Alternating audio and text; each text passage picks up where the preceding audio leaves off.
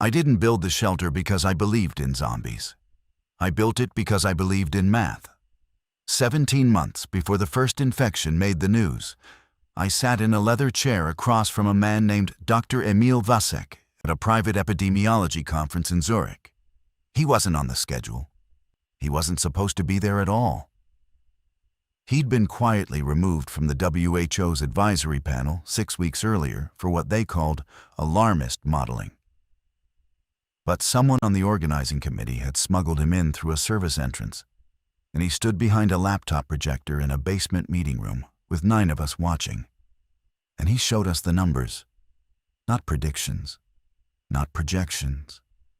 Replication curves pulled from a sealed BSL-4 containment breach in the Ural Mountains. A pathogen that didn't just kill. It rebuilt the host's motor cortex, while the higher brain drowned in necrotic fluid. He had footage. 30 seconds of shaking, grainy footage taken through a reinforced glass panel. I watched a dead woman stand up. I watched her cross a room in under 2 seconds and hit the glass so hard the camera operator screamed and dropped the phone. I left Zurich the next morning and called my contractor before I landed. My name is Marcus Adler. I was 43 years old. I'd made my money in defense logistics. The boring kind. The kind that involves shipping container routing and warehouse climate systems for military contracts across the Pacific Theater. I wasn't wealthy in the way people imagine. I didn't own yachts. I owned spreadsheets. But I had $4.2 million in liquid assets. And by the time the plane touched down in Denver, I'd already decided how to spend most of it. The property was a decommissioned mining claim in the San Juan Range, southwestern Colorado. 47 acres of granite and scrub pine at 8,200 feet. I'd purchased it 3 years earlier as a tax shelter, a patch of nothing I'd never visited. But the geological survey said the bedrock was solid, the water table accessible, and the nearest town, Ridgeway, population 1,100, was close enough for supply runs and far enough to avoid notice. I hired Glenn Mackey, a former Army Corps engineer I'd worked with on a base expansion project in Guam. Glenn didn't ask why. That was the thing about Glenn. You told him what you needed, and he told you what it cost. Within 2 weeks, he had a crew of 14 breaking ground on the first level. 4 levels. That was the design. Level 1, operations and entry control. Reinforced steel blast door, communications array, decontamination corridor. Level 2, living quarters.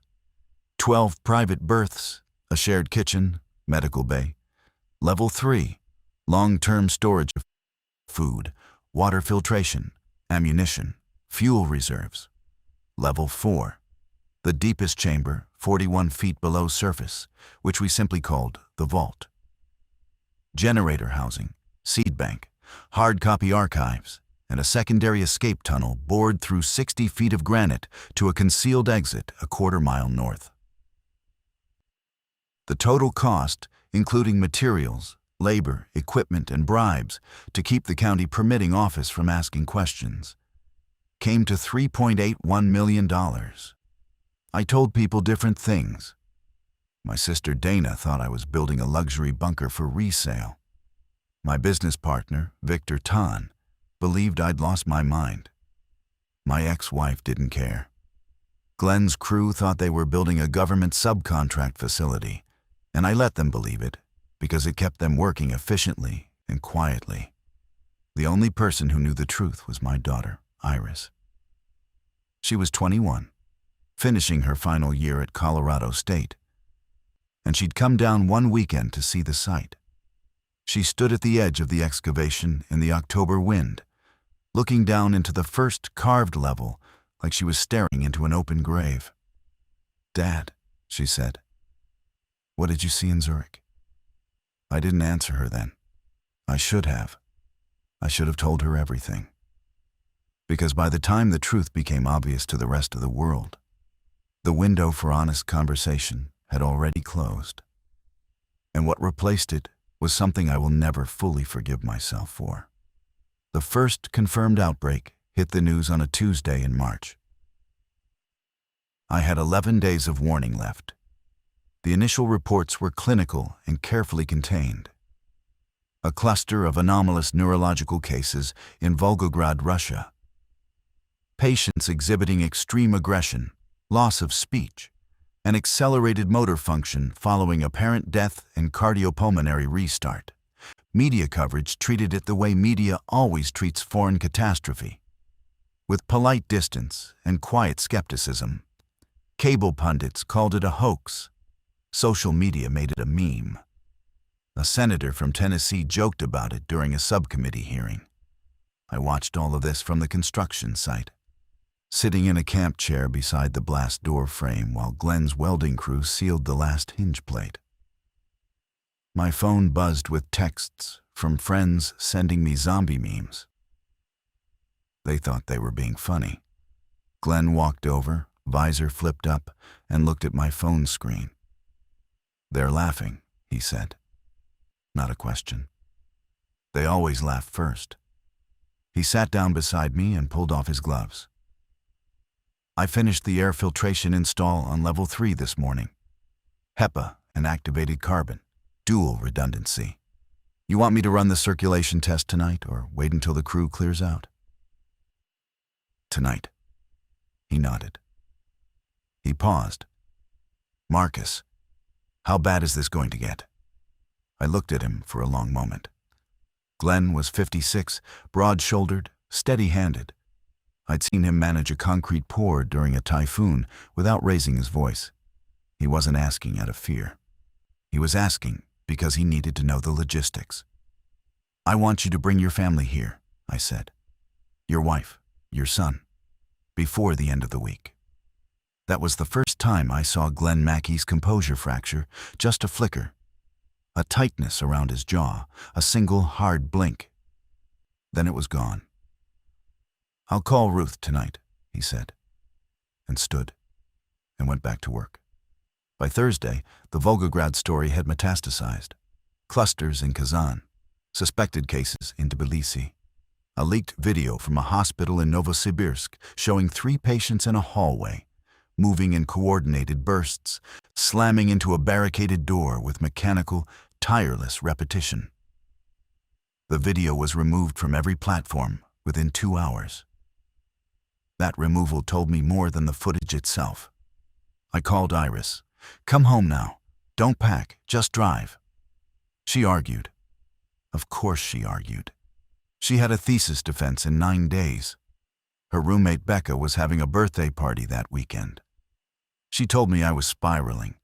She used the word paranoid, and it cut me because she'd learned it from her mother, who'd used it during the divorce.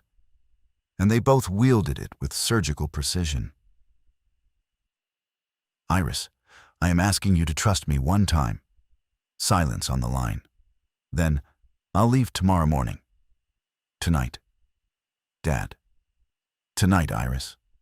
She arrived at 2:14 a.m., exhausted and furious. She'd brought Becca, who had nowhere else to go because her family was in Michigan, and flights were already being disrupted by something the airlines called staffing shortages. I didn't argue about the extra person. I gave them both berths on level 2 and told them to sleep.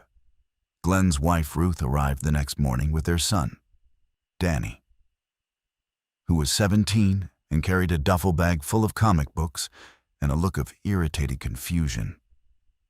Ruth was a registered nurse, compact and efficient, and she walked through the medical bay without a word and then came to find me in the operations room. "You have suturing kits, but no broad-spectrum antibiotics past amoxicillin," she said. "I have a supply order pending from—" "Pending isn't here. I need ciprofloxacin, clindamycin, and metronidazole. And I need wound irrigation supplies that aren't from a camping catalog." I liked Ruth immediately. She operated in the same language I did, the language of deficits and solutions. "I'll make a run to Montrose tomorrow," I told her. "Make it today." I made it that afternoon. The pharmacy in Montrose was still operating normally. The cashier smiled at me. The parking lot was full of people living their ordinary Tuesday. I bought $4,300 worth of medical supplies with a credit card that still worked, and I drove back up the mountain knowing that by the following week, none of this would exist anymore. I was wrong. It took 5 days, not 7. The collapse didn't arrive as a single dramatic event. It crept in through the ordinary spaces, through the gaps between reassurance and reality. On Saturday, the CDC held a press conference that lasted 11 minutes. They used the phrase atypical reanimation pathology and the phrase no evidence of domestic transmission in the same sentence. The White House press secretary declined to comment. The governor of Colorado issued a statement encouraging residents to remain calm and follow standard hygiene protocols, which was the bureaucratic equivalent of offering a bandage for an arterial bleed. I was in the operations room running a final systems check when Glenn's radio crackled. He'd been outside, reinforcing the concealed entrance to the northern escape tunnel, and his voice came through tight and controlled. "Marcus, Channel 4, now." I switched frequencies. What I heard was the Ridgeway police scanner. A deputy named Coates was screaming. Not speaking, screaming. About a man on Route 62 who had been struck by a car at highway speed and had gotten back up and pulled the driver through the windshield. Coates was requesting backup. Then he was requesting anyone. Then there was silence. That was the moment the theoretical became physical. That was the moment the spreadsheets and the construction timelines and the geological surveys stopped being preparations and became the only thing between us and death. I sealed the blast door at 4:47 p.m. on a Saturday in late March. Inside the shelter were 7 people. Myself, Iris, Becca, Glenn, Ruth, Danny, and a man named Hector Paloma, who had been part of Glenn's construction crew and had refused to leave when the others drove off that morning. Hector was 31, born in El Paso, quiet and built like a welterweight. And he told me with flat certainty that his family in Texas was already gone because his mother had stopped answering the phone 2 days ago. "I got nowhere to go, Mr. Adler," he said, "so I'm staying." I didn't argue. Hector could operate the backup generator blindfolded and knew the tunnel system better than anyone except Glenn. He was, in practical terms, invaluable. 7 people, 4 levels, enough food and water for 12 people for 18 months. Enough fuel to run the primary generator for 14 months at half capacity. A communications array that could reach shortwave frequencies worldwide. A medical bay stocked with enough supplies to handle trauma, infection, and chronic illness for a year. I had built an ark, and now the flood was here. The first night underground was quiet in the wrong way. The ventilation system hummed. The LED lighting cast its steady, shadowless glow. Everything functioned exactly as designed, but the silence from above, the absence of wind, of bird song, of the ambient noise that the human brain uses to locate itself in the world. That silence sat on all of us like a physical weight. Iris wouldn't look at me. She sat on her berth with Becca, the 2 of them speaking in murmurs. And when I brought them food, she took it without a word. I understood. She had trusted me and come when I asked. But trust and forgiveness are different currencies, and she hadn't yet decided whether to issue the second. Danny handled it better than I expected. He sat in the common area reading a graphic novel, his legs pulled up, his expression placid. Ruth said he'd always been like that, a boy who could find stillness in turbulence. I envied him. Glenn and I spent that first night in the operations room, monitoring frequencies. The police scanner was dead. Local AM radio played automated emergency broadcasts on a loop. But shortwave told the real story. We picked up transmissions from a ham operator in Grand Junction describing coordinated military convoys heading east. A woman in Durango, her voice shaking, said the hospital had been overrun and they were burning it. A man in Albuquerque, calm and methodical, read out coordinates of safe zones that I wrote down, knowing they'd be gone before anyone reached them. At 3 a.m., Glenn turned to me. "How long did your man in Zurich say we had?" He didn't give a timeline. Guess. The models suggested total societal breakdown within 30 to 60 days of first domestic confirmation. Glenn absorbed this. And when was first domestic confirmation? Officially, it hasn't happened yet. And unofficially? I thought about Deputy Coates screaming on the radio. About 8 hours ago. The first 3 days inside the shelter established the rhythms that would define us. Not the grand rhythms, not survival and death, but the small mechanical ones. Who cooked breakfast? Who monitored the radio? Who checked the water filtration readings? Who cleaned the composting toilets? These tiny assignments became the architecture of sanity. And I understood instinctively that without them, we would dissolve. Ruth took charge of the medical bay and the kitchen with a quiet authority that no one questioned. She posted a meal schedule on the wall with masking tape and a marker, and she enforced it with the same energy she'd used to run a pediatric ward for 19 years. Meals were at 700, 12:30, and 18:30. No exceptions, no grazing between. She rationed with precision, and she explained her rationing to everyone openly, which I thought was brilliant because transparency eliminates the suspicion that someone else is getting more. Glenn and Hector split the mechanical maintenance, generator, filtration, ventilation, structural integrity checks. They developed a routine that had them moving through all 4 levels twice daily, tightening bolts, reading gauges, listening to the machines the way a doctor listens to a heartbeat. Glenn kept a logbook. Every reading, every anomaly, every minor adjustment. He showed it to me each evening, and we discussed it the way 2 executives might review quarterly reports. This normalcy was deliberate. We were both performing civilization for the benefit of the others. Iris and Becca were assigned communications monitoring.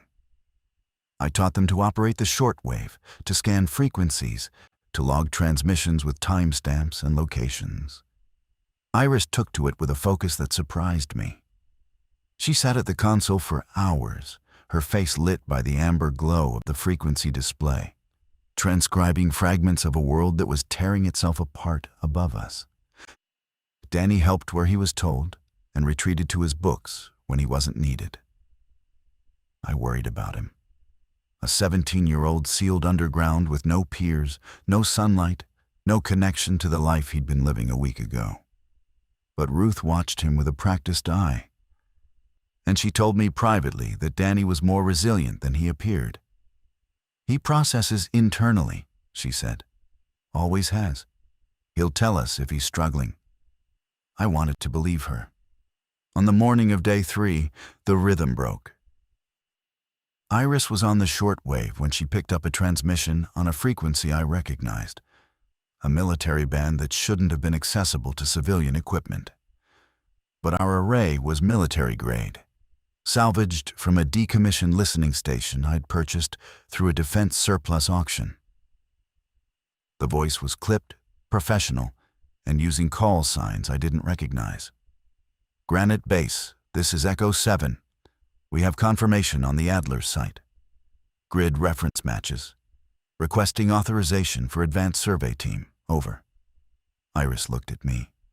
Her face was pale. "Dad, they said your name." I crossed the room in 3 steps and took the headset. The transmission had moved on. Routine operational chatter, coordinates, logistics. But the name was there. My name. The grid reference, when I checked it against our position, was accurate to within 100 meters. I sat back and felt the blood move differently through my body. Not panic, something colder. The recognition that a threat I'd anticipated in theory had just materialized in practice. I'd known this was a possibility. A privately constructed hardened facility of this scale doesn't go unnoticed forever. The county permits had been filed under a shell corporation, but the material shipments, the steel, the concrete, the generator equipment, left a trail. I'd assumed the government would have bigger problems than one man's bunker once things fell apart. I'd assumed wrong. What does this mean? Iris asked. It means someone in the federal continuity of government apparatus has a list of privately built shelters, and we're on it. And they're coming here? I looked at the radio. At the blast door readout on the operations console, its status light glowing green. At the 47 tons of reinforced steel and concrete between us and the surface. They're going to try. Glenn appeared in the doorway. He'd heard everything on the internal intercom. His face was set in the expression I'd seen him wear during structural emergencies. Not fear, but aggressive calculation. "How long do we have?" he asked. "I don't know. Hours, maybe a day. Then we need to talk about what we're willing to do." We gathered in the common area on level 2, all 7 of us around the metal table that Ruth had been using for meal service. The overhead lights cast their flat, democratic glow. There were no shadows to hide in. I told them everything. The intercepted transmission, the military call signs, the grid reference. I told them what I believed it meant. That a branch of the federal government, likely a continuity of operations unit, had identified our shelter as a strategic asset and intended to claim it. The reactions divided exactly as I'd expected. Ruth spoke first. "Can they get in?" "The blast door is rated for 400 pounds per square inch of overpressure," Glenn said. "It's not a bank vault you can crack with a torch. They'd need shaped charges or sustained boring equipment. And even then, the secondary bulkhead on level 2 would hold." "So we're safe," Becca said. She was sitting beside Iris, her hands wrapped around a tin cup of instant coffee, and her voice carried the particular optimism of someone who has not yet learned how institutions operate under duress. "We're secure," I corrected. "Safe is different. If a military unit decides they want this facility, they have options we can't match. They can wait us out. They can cut our external ventilation intake. They can't cut the intake without finding it first," Hector said. I buried that line myself. "It comes up through a rock formation 200 yards east. You'd need the survey plans to locate it." "Which they may have," I said. "If they accessed the county records or intercepted the permit filings." Silence. The ventilation hummed. Danny spoke for the first time. "Are these like bad people? Or are they just trying to survive too?" It was the most important question anyone asked that day. And it came from the 17-year-old. "I don't know," I said honestly. "They may be following orders from a legitimate chain of command trying to preserve government functionality. They may be a rogue unit acting on their own authority. They may be desperate people with guns and uniforms who want what we have." "Does it matter?" Glenn asked. "Because from where I sit, the result is the same. They come in, they take control, we lose everything." "It matters," Iris said quietly. "It matters because if they're legitimate, then maybe we can negotiate. Maybe we can share the space. There are empty berths. There's enough food if we adjust rationing." "Iris," I began. "No, listen." She leaned forward, and I saw something in her face that I hadn't seen before. Not anger, not fear, but a kind of moral clarity that caught me off guard. "You built this place to survive. Okay. But surviving doesn't mean becoming the kind of people who lock the door on everyone else. If there are soldiers out there who need shelter, and we have room, then we have a responsibility. We have a responsibility to ourselves first, Ruth said. And her voice wasn't cruel, but it was firm. I have a son in this room. My calculus starts and ends with him. Mine starts with my daughter, I said, which is why I'm not opening that door. Iris stared at me. Something passed between us that I can only describe as a hairline fracture in the foundation of our relationship. Not a break, but the precursor to one. She saw me clearly in that moment. She saw the man who had spent $3.8 million and 17 months preparing for this exact scenario. And she understood for the first time that my preparation included the willingness to let other people die. Okay, she said. Then what's the plan?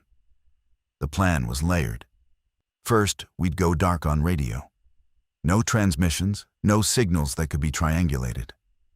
Second, Glenn and Hector would reinforce the blast door's manual locking mechanism with additional steel braces fabricated from spare construction material on level 3. Third, I would activate the external camera system. 4 hardened cameras concealed in the rock face around the primary entrance. And we would watch. We would watch, and we would wait. And we would see what kind of people came to take what I had built. The cameras came online at 1400 hours. The screens showed granite, pine trees, and an empty mountain road winding down toward Ridgeway. By 1600, the road wasn't empty anymore. 2 vehicles, a modified Humvee in woodland camouflage and a black Suburban with government plates. They came up the mining road slowly, deliberately, the Humvee leading. Through the camera's resolution, I could count 6 figures. 4 in tactical gear dismounting from the Humvee, 2 in civilian clothes emerging from the Suburban. Glenn stood beside me at the monitors, his arms crossed. Military and civilian. That's a requisition team, not an assault force. For now, we watched them fan out across the clearing above the entrance. They moved with professional discipline, covering angles, checking sight lines, communicating with hand signals. One of the civilians, a tall woman in a dark jacket, carried a tablet and appeared to be referencing coordinates. She walked directly to the boulder formation that concealed our primary entrance and stopped. She knew exactly where the door was. A voice crackled through the external intercom. They'd found the speaker panel hidden in the rock. Mr. Adler, this is Deputy Director Catherine Marsh, Federal Emergency Management Agency, Continuity Division. We know you're monitoring this channel. I'm requesting a conversation. I looked at Glenn. He shook his head once. I looked at Iris, who was standing in the doorway of the operations room. She nodded. I keyed the intercom. Deputy Director Marsh, I'm listening. Mr. Adler, I'll be direct. Under Executive Order 14-7-2, enacted 72 hours ago, the federal government has authority to requisition privately held infrastructure deemed critical to national continuity operations. Your facility has been designated as a Category 1 asset. I'm here to negotiate terms for a cooperative transition. Cooperative, I repeated. You and your occupants would remain in the facility. You'd retain residential access, but operational control would transfer to my team, and the facility would be integrated into the FEMA continuity network as a regional command node. And if I decline? A pause. Wind moved through the pine trees on the monitor. One of the soldiers shifted his weight. Mr. Adler, I'd prefer not to frame this adversarially. The situation above ground is deteriorating faster than any model predicted. Ridgeway has been evacuated. Grand Junction is under martial law. Denver is... She paused again. Denver is no longer functional. I have a team of specialists who need a secure location to coordinate regional rescue operations. Your facility is the best option within 200 miles. I'm asking for your help." I muted the intercom and turned to the room. Ruth had come in. Hector stood behind her. Everyone was listening. "She's telling the truth about the surface," Iris said. "The shortwave traffic confirms all of it. Denver went dark 18 hours ago." "That doesn't mean we hand over the keys," Glenn said. "She said we'd stay. She said cooperative. Cooperative until it isn't. I've worked with FEMA. I've worked with continuity planners. Cooperative means they write the rules and you follow them. The moment they're inside, our leverage disappears." Hector spoke carefully. "What happens if we say no and they come back with more people, more equipment? We can hold the door, but can we hold it for weeks, months?" This was the calculation I'd been running since the first transmission. The shelter was strong, but it wasn't invincible. We had a finite fuel supply, a finite food supply, and the government, even in collapse, had resources we couldn't match. Refusal now might mean confrontation later under worse conditions, but surrender now meant giving up the only advantage we had: control. I unmuted the intercom. "Deputy Director Marsh, I need 24 hours to discuss this with my people. You have 12. I need 24. Another pause. Then, 24 hours. I'll leave a radio on this frequency. My team will remain at the perimeter. We're not here as adversaries, Mr. Adler. The world is ending. We should be on the same side." The transmission ended. On the monitor, the soldiers began setting up a bivouac at the tree line. The woman, Marsh, stood with her back to the camera, looking out at the valley below. From this angle, at this distance, she looked like any ordinary person watching a sunset. Except the valley was burning. 3 distinct columns of smoke rose from Ridgeway's direction, visible even through the camera's limited resolution. Something down there was dying. And the woman who wanted my shelter stood watching it happen with her hands in her pockets. I turned off the monitor. "Everyone in the common room. We need to vote." The vote wasn't clean. Nothing underground ever is.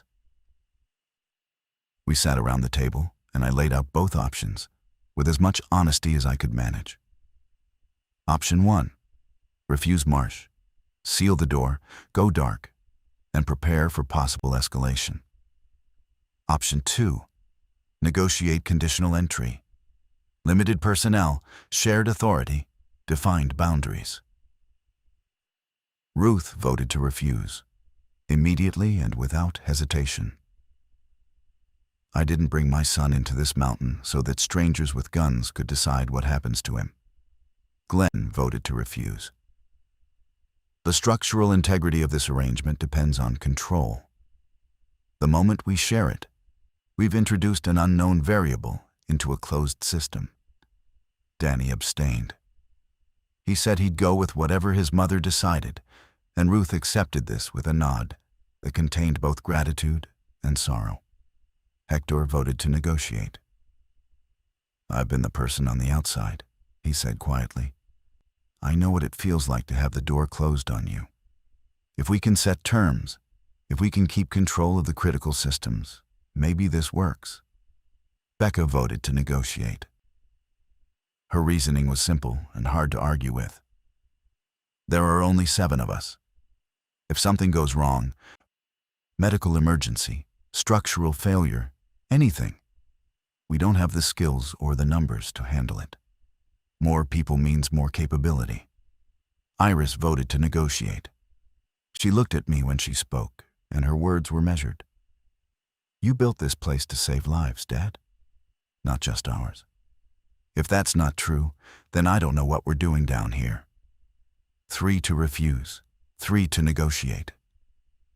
Danny's abstention floated in the middle like a coin that refused to land.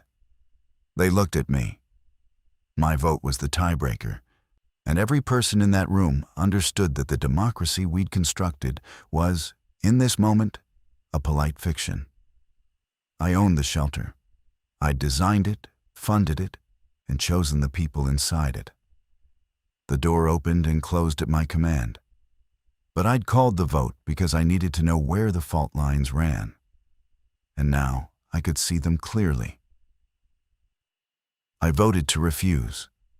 Iris stood up from the table without a word and walked to her berth. The door closed behind her with a kind of soft precision that is worse than slamming. Becca followed her. Hector sat for a moment, then nodded to himself and left for level 3 to check the generator. The room emptied until it was just me and Glenn and Ruth, the 3 pillars of refusal sitting in the fluorescent silence. "She's going to hate you for this," Ruth said, not unkindly. "She already does." "No. Right now it's disappointment. Hate comes later if people die out there because we kept the door shut." I absorbed this. Ruth had a way of delivering truth that felt less like confrontation and more like diagnosis. She identified the pathology and let you decide whether to treat it. "Glenn," I said, "what's our defensive posture if they escalate?" He pulled out his logbook and flipped to a page of hand-drawn schematics.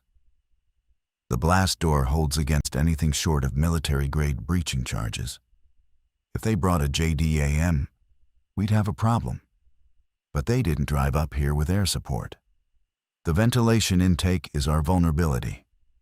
Hector buried it well. But if they have the survey plans, they can locate it and either block it or introduce an agent. Can we switch to internal air recirculation?" "For about 72 hours. After that, CO2 buildup becomes dangerous. We'd need to vent, and the moment we vent, we're exposed.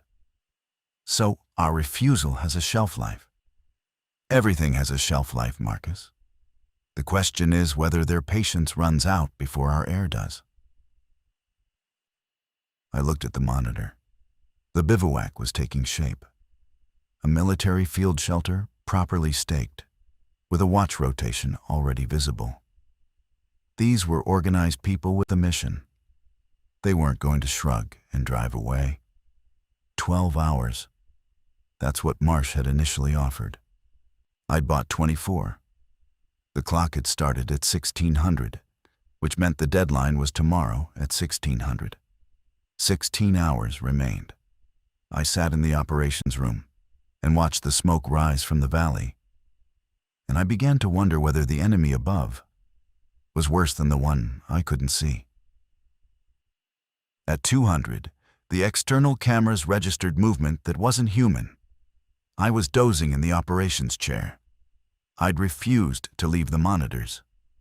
When the motion alert chimed, screen 3, the eastern camera, showed the tree line at the edge of our clearing.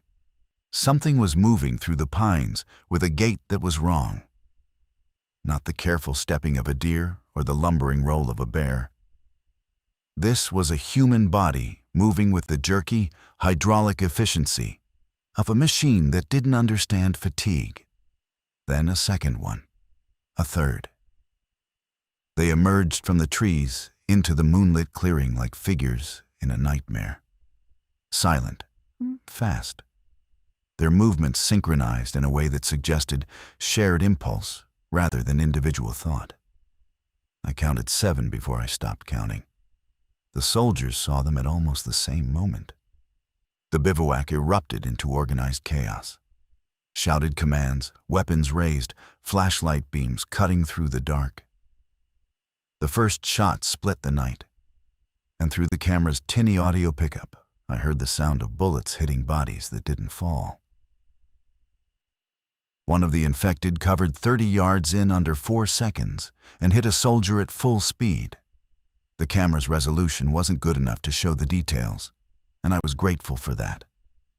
What I saw was a collision, a tangle, and then the soldier wasn't moving, and the infected was already turning toward the next target. Glenn was beside me. I hadn't heard him come in. He watched the screen with the fixed attention of an engineer observing a stress test. "They're faster than the footage from Zurich," I said. "Winds coming from the valley, smoke from the fires, noise from the evacuation routes. It's driving them uphill."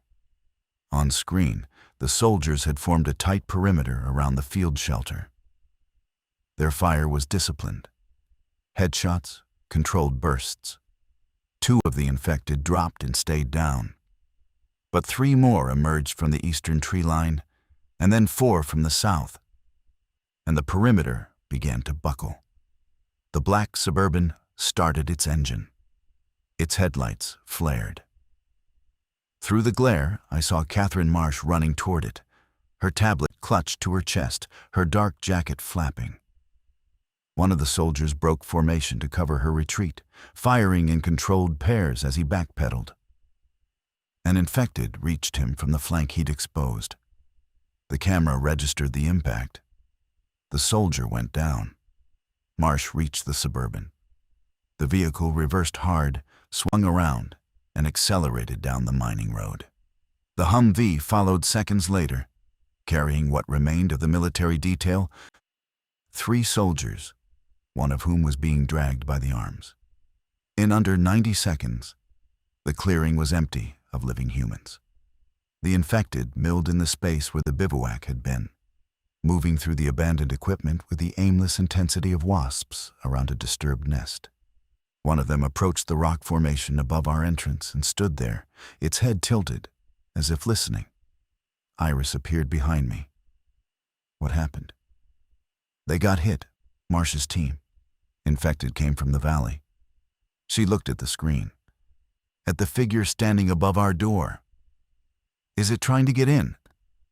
"It doesn't know there's anything to get into. The door is sealed. There's no sound leaking, no light, no scent trail. It's just standing there." We watched it for 11 minutes. It didn't move. It stood with its arms at its sides and its head cocked at that wrong angle, and then something drew its attention. A sound from the valley, perhaps, or some signal we couldn't detect. And it turned and moved back into the trees with the others. The clearing was empty. The abandoned bivouac fluttered in the wind. A single boot lay on its side near the fire ring. "They'll come back," Glenn said. "Marsh. When she regroups, when she gets reinforcements, she'll come back." "Maybe," I said. "Or maybe she has bigger problems now. Or maybe the infected just solved our negotiation for us," Iris said, and her voice carried a bitterness that I felt in my sternum. "Congratulations, Dad. You got what you wanted. The door stays shut." She left the room. The monitor glowed. The clearing held its silence. I sat there until dawn, watching for movement that didn't come, and I realized that my daughter was right to be bitter, and that being right and being righteous were not the same thing, and that I was no longer certain which one I was. Day 4 brought a silence from above that was more unsettling than the violence of the night before. The cameras showed an empty clearing, an abandoned bivouac slowly being reclaimed by wind and gravity, and a sky that was the wrong color, a hazy amber that spoke of distant fires burning without anyone to fight them. Inside the shelter, the atmosphere had shifted. The vote and its aftermath had drawn invisible lines between us. Ruth and Glenn and I occupied one psychological territory: pragmatic, defensive, focused on systems and survival. Iris and Becca and Hector occupied another, open, morally restless, haunted by the people we'd turned away. Danny moved between both camps with the quiet diplomacy of a child who has learned to read the emotional weather of a household. I found him on level 3 that afternoon, sitting on a storage crate near the seed bank, sketching in a notebook. He was drawing the shelter, a cross-section view, each level labeled, tiny figures representing each of us in our habitual locations. The drawing was remarkably accurate. "You've got a good eye," I said. Mom says I notice things other people don't. What have you noticed?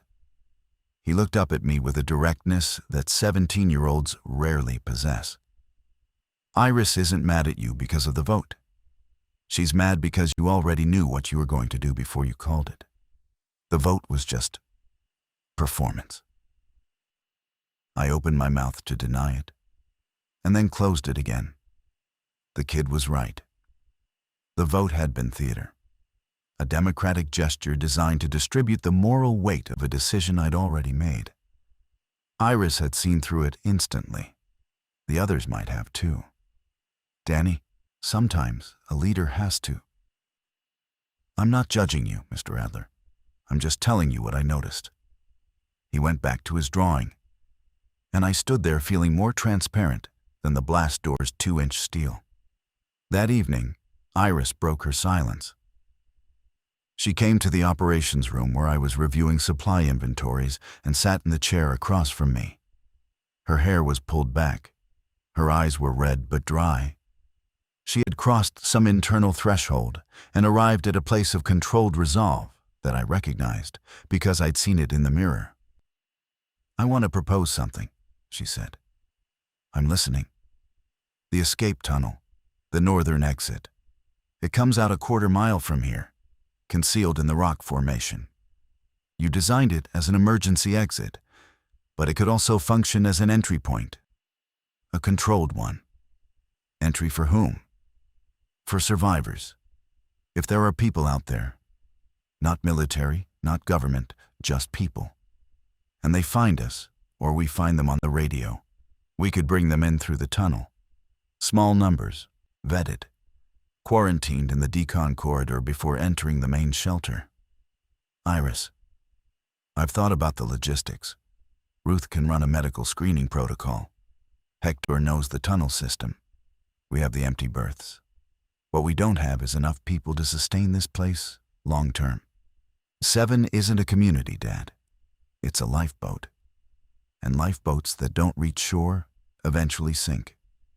She was making an argument I couldn't dismiss with paternal authority because it was logistically sound.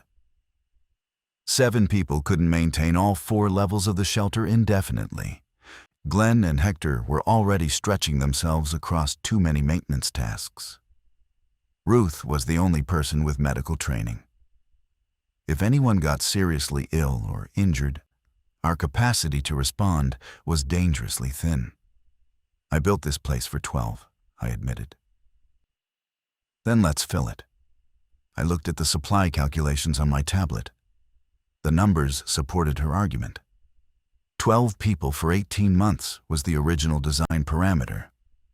We were operating at 58% capacity, which meant we were wasting resources that had a finite lifespan, regardless. I have conditions, I said. Name them. No one enters without full consensus from all current occupants. No exceptions. Agreed. 72-hour quarantine in the decon corridor. Ruth has final medical clearance authority. Agreed. And anyone who enters understands that this is not a democracy. This is my shelter, and operational decisions are mine. She held my gaze. Something in her expression softened. Not surrender, but recognition. Agreed. For now. For now, I accepted, because it was the most honest promise either of us could make. We made first contact on day 6. Iris had been scanning shortwave frequencies with a revised protocol. Instead of just listening, she'd begun transmitting a brief, coded message on a rotating schedule. No location data, no names. Just a phrase she'd composed. Mountain shelter. Capacity available. Respond on this frequency with your position and party size. She transmitted it every 2 hours, cycling through 12 frequencies that our equipment could reach. On the 3rd cycle of day 6, someone answered. The voice was male, steady, and carried the particular calm of someone who had survived long enough to stop panicking. Mountain shelter. This is Dr. James Okafor. I'm with a group of 4. We're approximately 15 miles south of your transmission origin, based on signal strength analysis. We have medical personnel and a child, requesting guidance. I was in the room when the transmission came through. Iris looked at me. I nodded. She keyed the mic. Dr. Okafor, confirm your party composition and current situation. 4 adults, 1 child. Myself. I'm a trauma surgeon from Montrose Regional. My wife, Adaiza, who is a pharmacist. A man named Cole Brandt, former wildfire crew chief. And a woman named Maylin Torres, structural engineer with her daughter Sophie, who is 9. We've been moving on foot for 2 days. Our vehicle broke down on Route 550. We're sheltering in an abandoned mining structure and we're running out of water. Trauma surgeon, pharmacist, wildfire crew chief, structural engineer. It was as if the universe had composed a resume specifically designed to address our deficits. I was suspicious of its perfection, and I said so to Glenn. Could be a setup. Marsh could have put them on the frequency. Marsh doesn't know our frequencies. She contacted us on the external intercom, not shortwave.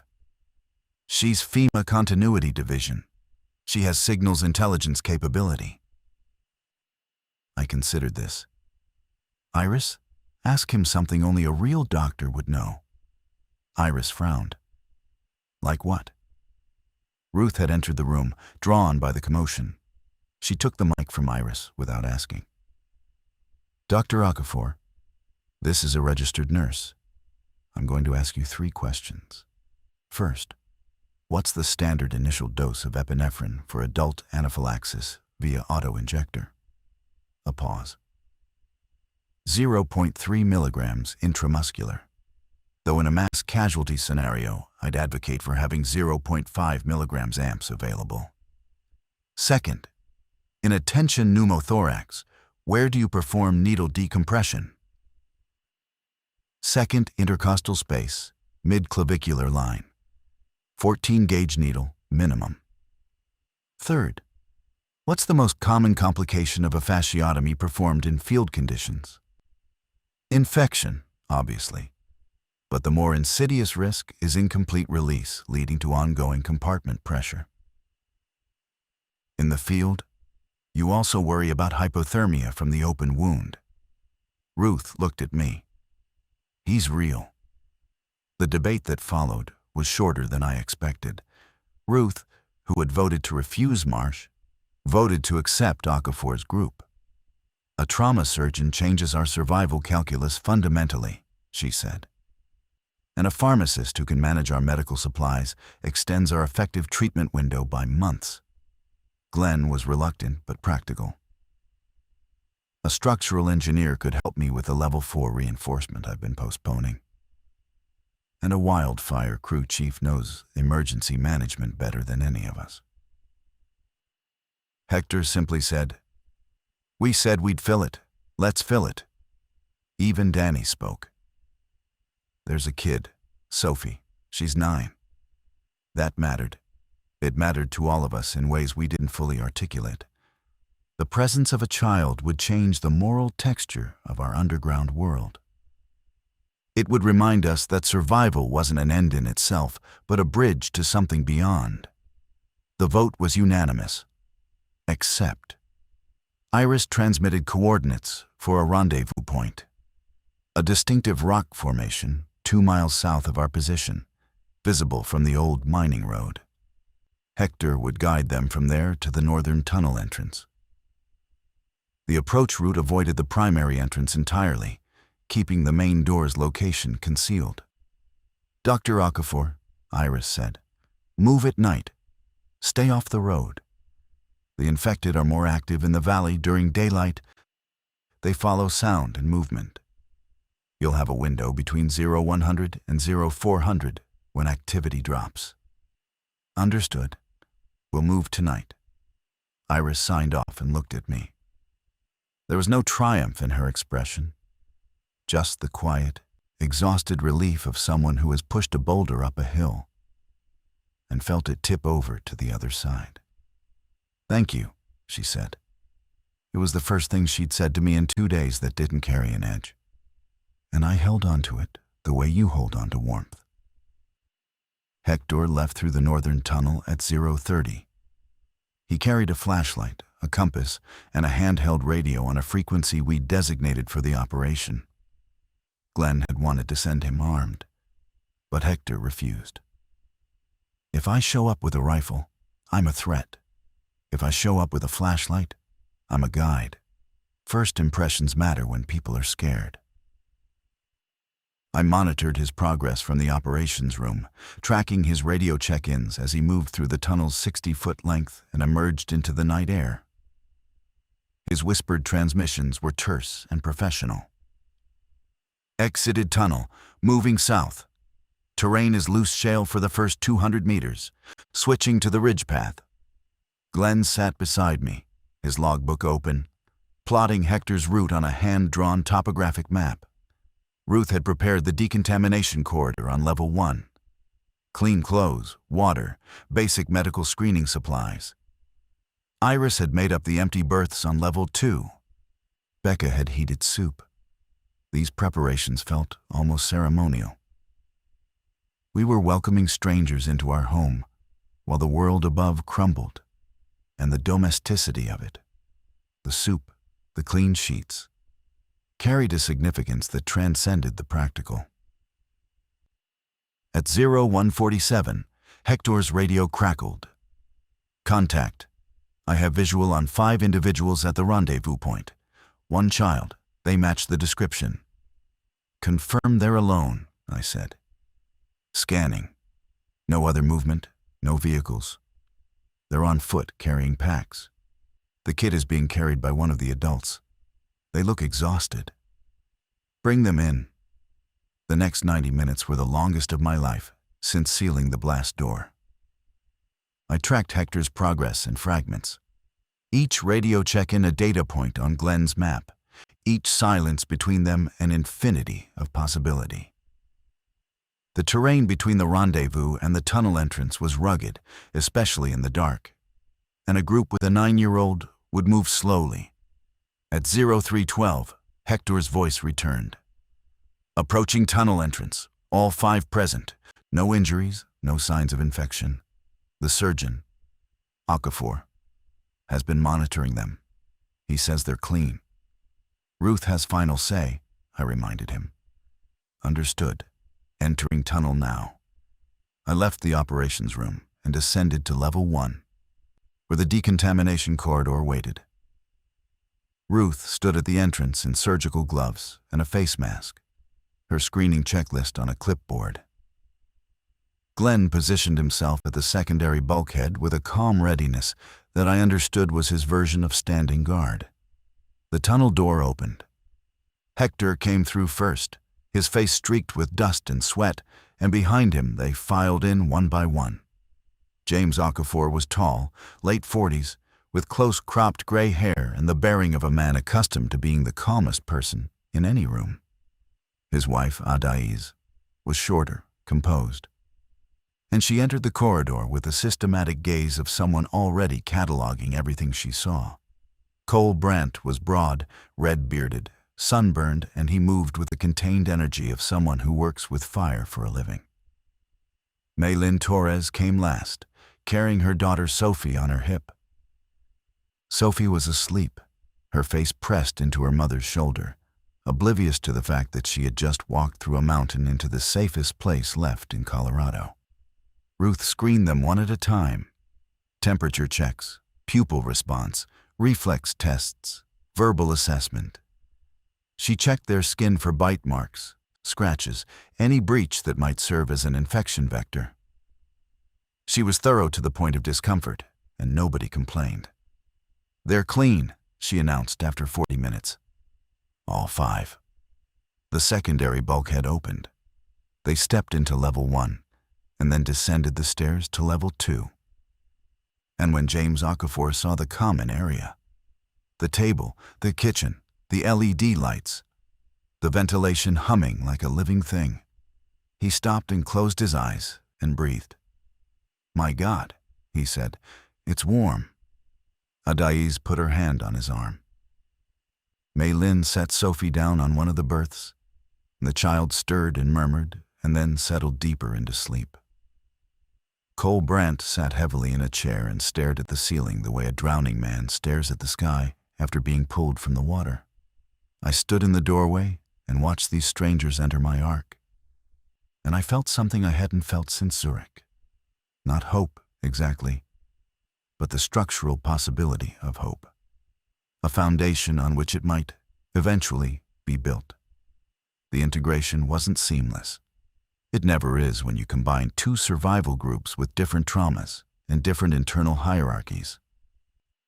James Okafor was accustomed to authority. In a hospital, his word was final. In the shelter, mine was. This created a quiet friction that manifested in small ways. Suggestions phrased as directives, questions that were really challenges, a body language of professional deference that didn't quite conceal professional pride. I didn't resent it. I respected it. But I watched it carefully. Adaiz took to the medical bay like she'd been born there. She reorganized Ruth's pharmaceutical inventory within a day, creating a system of labeled bins and dosage charts that made Ruth's existing organization look amateur. Ruth, to her enormous credit, allowed this without defensiveness. "She knows drugs better than I do," Ruth told me. "My ego isn't worth someone's life." Cole Brandt proved himself invaluable within hours. He assessed Glenn's maintenance routines and identified 3 efficiency improvements that Glenn hadn't considered. One involving the generator's cooling system that, left unaddressed, would have caused a failure within 2 months. Glenn and Cole developed a working partnership built on mutual competence, communicating in the shorthand of men who understand machines. Mei Lin Torres walked every inch of the shelter with an engineer's eye and produced a written structural assessment that was both reassuring and alarming. The overall design was sound, she said. Glenn's construction was excellent. But there were stress points on level 4, where the granite bedrock contained fissures that could widen under seismic activity, and the secondary escape tunnel needed reinforcement at 2 critical junctions. Sophie changed everything. Her presence. A 9-year-old drawing pictures at the common table, asking for stories at bedtime, laughing at Danny's awkward jokes, altered the psychological chemistry of the shelter in ways I hadn't anticipated. Adults who had been coiled with tension found themselves softening in her proximity. Conversations that had been purely operational began to include human warmth. Ruth started cooking differently. Not just nutritionally efficient meals, but food that a child would enjoy. And the effort lifted everyone. Danny and Sophie formed an unlikely bond. He became her unofficial guardian, her entertainer, her patient explainer of the incomprehensible world she'd been thrust into. He read to her from his graphic novels, editing the violent parts on the fly with an improvisational skill that made Iris smile for the first time in days. But integration also meant new information. And new information meant new fear. On the evening of day 8, James told us what he'd seen at Montrose Regional Hospital before it fell. He spoke in the common room after Sophie was asleep, his voice clinical and controlled. And every adult in the shelter listened. "The infection doesn't just kill and reanimate," he said. "That's the simplified version. What actually happens is a staged neurological takeover. The pathogen enters through fluid exchange. Blood, saliva, cerebrospinal contact. It begins in the brainstem, shutting down the autonomic functions we associate with individual consciousness. Higher cognition dies first, then emotion, then pain response.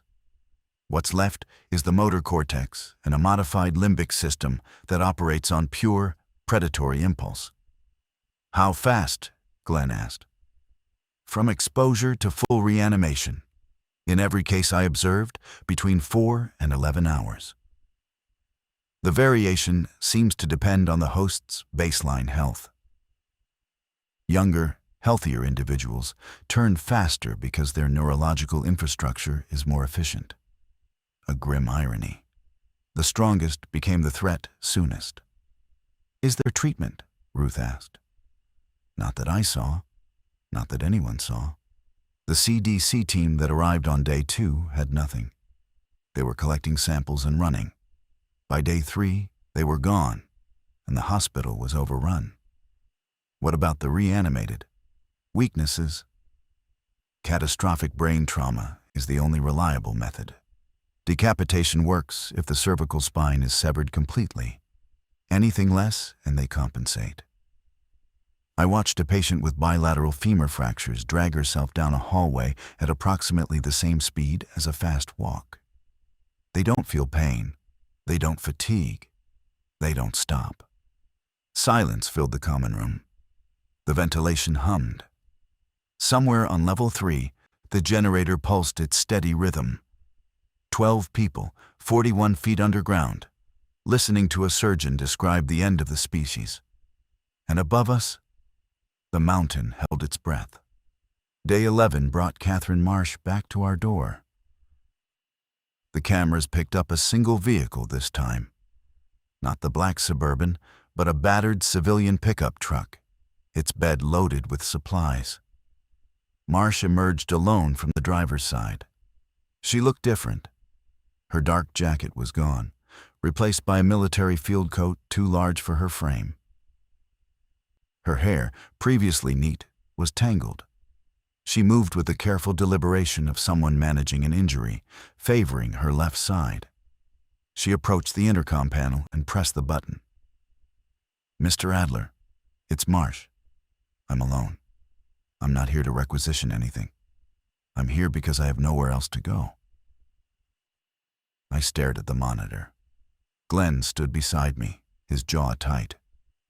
"The regional command structure collapsed 4 days ago," Marsh continued. "FEMA Continuity Division no longer exists as a functional entity. My team is dead. The soldiers assigned to me, the ones who survived the attack at your perimeter, were redeployed to a defensive line near Gunnison that fell within 18 hours. I was ordered to report to a relocation facility in Utah that, based on all available intelligence, no longer exists."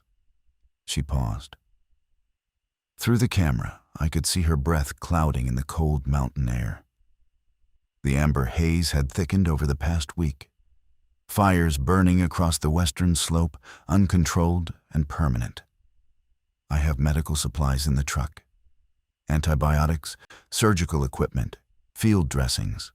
I have classified continuity documents that contain the locations of every surviving government shelter in the western United States. I have communication encryption codes that would allow your radio system to access secure military frequencies. And I have information about what's coming. What's coming? I keyed the intercom before I'd made a conscious decision to do so. A second wave. The initial infected population is concentrated in urban centers. But the models, our models, the ones the government didn't release publicly, show a migration pattern. They follow sound, movement, and thermal signatures. As the cities burn out, they'll disperse into rural and mountainous regions. Your elevation bought you time. It didn't buy you safety. Within 30 to 60 days, the density of infected in this corridor will be comparable to what hit Grand Junction. Silence on the intercom. I looked at Glenn. "She's leveraging," he said. "Intel for entry. Classic negotiation structure. She's also alone and injured and standing in a clearing where 7 infected attacked her people 8 days ago. Which means she's either brave, desperate, or both." I called a meeting, all 12 of us. The format was the same. Around the table, transparent discussion, open vote. But the dynamic had changed since the first time. We were no longer 7 frightened people debating principle. We were 12 people with complementary skills, shared experience, and a growing understanding that survival required not just resources, but information. James spoke first. The medical supplies alone justify the discussion. If she has surgical equipment and broad-spectrum antibiotics, our treatment capability doubles. The encryption codes concern me, Mei Lin said. If she has access to military frequencies, that's a strategic advantage. But it also means she's a strategic asset. And strategic assets attract attention. From whom? Cole asked. The government she says doesn't exist anymore? From whoever's left. Fragments, militias, other continuity units that might still be operational. Iris had been listening in silence. When she spoke, the room stilled. 8 days ago, we turned her away. Since then, her team has been killed, her command structure has collapsed, and she's driven back here alone through territory we know is infested. She could have gone anywhere. She came here. That tells me something about what she thinks of this place and what she's willing to give up to be inside it. What did it tell you? I asked. That she's not coming to take over. She's coming to belong somewhere. There's a difference. The vote was 11-1 in favor of entry under standard quarantine protocol. Glenn was the lone dissent, and he registered it formally and then helped Hector prepare the tunnel approach. I keyed the intercom one final time. Deputy Director Marsh, we're sending someone to guide you in. Leave the truck where it is. We'll retrieve the supplies after dark. Welcome to the mountain. Catherine Marsh passed Ruth's screening at 1940 hours. She had 2 cracked ribs, a partially healed laceration across her left shoulder blade, and the gaunt, hollowed look of someone who had been running on cortisol and discipline for too long. Adaze treated her injuries while Ruth monitored her vitals. And when they cleared her for entry into level 2, she walked into the common room and stopped. 13 of us now, standing or sitting around the space that had become our parliament, our kitchen, our living room. Sophie was asleep in Mei Lin's arms. Danny stood by the bookshelf. Becca offered a cup of reconstituted coffee. Marsh took it and held it with both hands, and for a moment, just a moment, the mask of professional control slipped, and I saw the face of a woman who had genuinely believed she was going to die alone on a mountain. Thank you, she said. The words were small and enormous. Over the next 48 hours, Marsh shared everything she had. The continuity documents were comprehensive and devastating. Of the 19 government shelters in the western United States, she believed only 3 were still operational, based on the last encrypted transmissions she'd intercepted before the network went dark. The others had been overrun, abandoned, or sealed with their occupants trapped inside by infected populations that had surrounded the exits. The migration data was worse. Her models showed the dispersal pattern she'd described. A gradual, inexorable movement of infected populations from collapsing urban centers into rural terrain. The San Juan Range would see significant infected presence within 45 days. Our elevation and isolation provided advantages, but they weren't absolute. The infected follow paths of least resistance, she explained, spreading printed maps across the common table. River valleys, road corridors, cleared terrain. They avoid dense forest and steep gradients unless drawn by a specific stimulus. Sound, light, thermal output. Your shelter's underground profile minimizes your thermal signature, and the blast door eliminates sound leakage. But your ventilation exhaust has a thermal plume, and your generator, even muffled, produces low-frequency vibration that could be detected at close range. Glenn and Cole spent the next 3 days addressing these vulnerabilities. They rerouted the ventilation exhaust through a longer, cooled pathway that dispersed the thermal signature across a wider area. They installed additional vibration dampening on the generator housing, using materials salvaged from the abandoned bivouac equipment and from Marsh's truck. Mei Lin recalculated the structural loads and confirmed the modifications were within safe parameters. The shelter was evolving, not just physically, but socially. Marsh's intelligence background and organizational skills filled a gap we hadn't known existed. She established a watch schedule for the external cameras that was more rigorous than anything I'd implemented. She created a threat assessment protocol that categorized risks by probability and severity. She drafted an evacuation plan for the northern tunnel that accounted for every member of the group, including carry assignments for Sophie. But her most significant contribution was psychological. She had seen the scope of the collapse from the inside, from within the apparatus of government response, and she could articulate what the rest of us only sensed, that there was no rescue coming, no cavalry, no cavalry. The structures we'd been taught to trust, military, government, institutional, had dissolved in the face of a threat they weren't designed to comprehend. "You were right to build this place," she told me one evening in the operations room. We were alone, monitoring the cameras. The clearing was empty. The sky was the color of old blood. And I was wrong to try to take it from you. You were doing your job.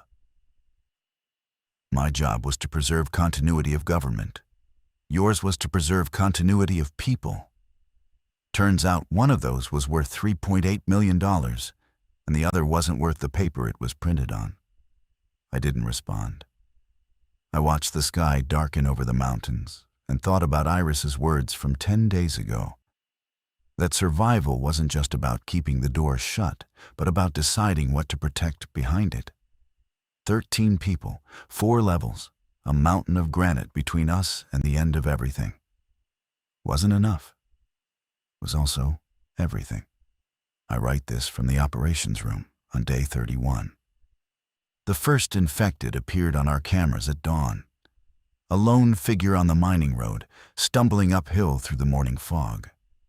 By noon, there were 6. By evening, 14. They mill in the clearing like sleepwalkers, their movements aimless, their silence worse than any sound they could make. We are 13 souls underground. We eat together. We maintain our systems. We argue about rationing and governance and whether the secondary tunnel needs a 3rd reinforcement point. Sophie is learning to read from books Danny salvaged from level 3 storage. Iris and Marsh spend hours at the shortwave, mapping a world that shrinks with every broadcast that goes silent.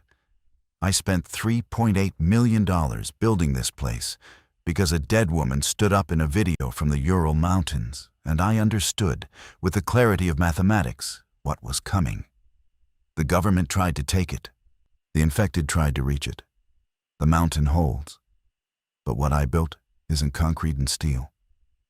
It's the decision, made 13 times over by 13 different people, that the door opens both ways, outward for escape and inward for mercy. That choice is the shelter now. The rest is just engineering.